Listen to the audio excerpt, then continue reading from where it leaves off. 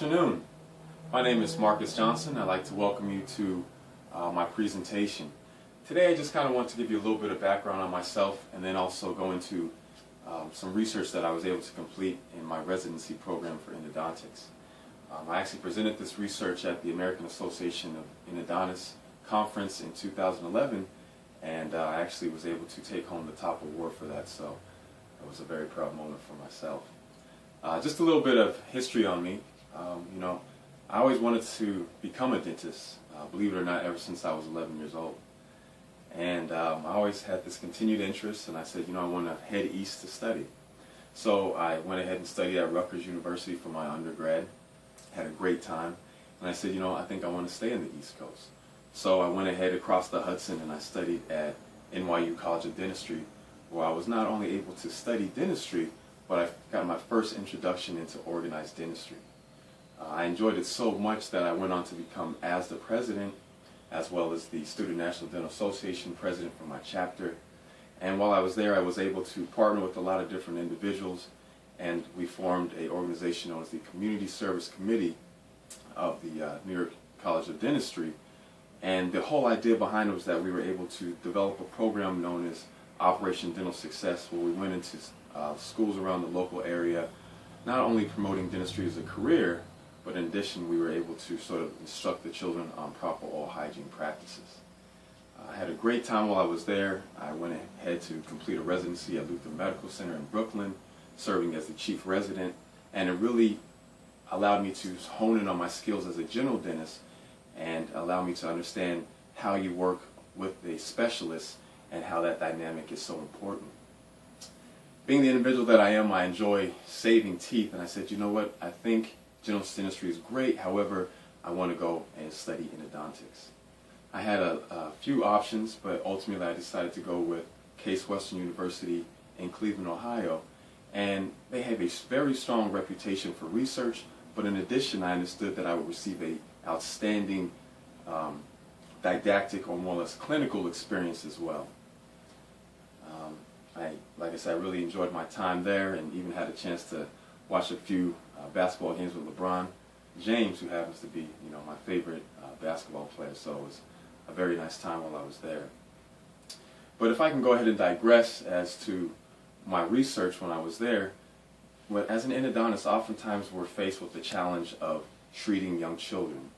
And when we treat these children, they often present to us with cases of necrosis or abscesses or what have you, some level of infection.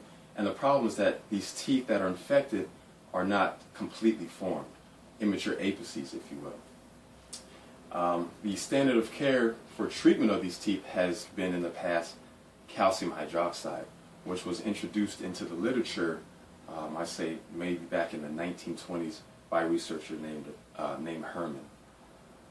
Calcium hydroxide is a great medicament for two reasons. It's going to obviously disinfect and clean the canal because of the high sterility, this high alkalinity is going to sort of clean out any sort of bacteria that may be still present.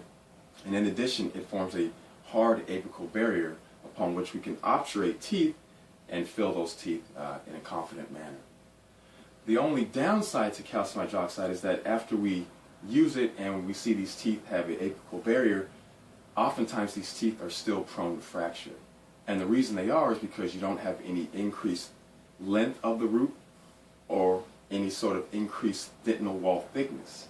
So these teeth are able to be sterile, but oftentimes we find that a lot of these individuals end up losing these teeth due to fracture or crack. So I said, there's got to be a different way to approach this, and I decided to take this on as a research project. I came across a paste while I was doing my research as what different medicaments we can actually use to treat these sort of cases, and I came across a few researchers by the name of Sato and Hoshino, and what they talked about was that you have an environment where there's necrosis in an immature apex, and you apply a concoction of antibiotics, metronidazole, minocycline, as well as ciprofloxacin, and you place this within the canal, and what they are I guess the whole premise of the research is that you're going to get continued apical development and in addition an increase in dentinal wall thickness. Now keep in mind this is just a case study and I was very interested. The level of evidence isn't the highest, but I said I would like to apply this and then sort of compare and contrast the pros and cons of calcium hydroxide versus Hoshino's triple antibiotic paste. So I just kind of want to highlight the salient point of the research and just kind of show you the beginning and the end.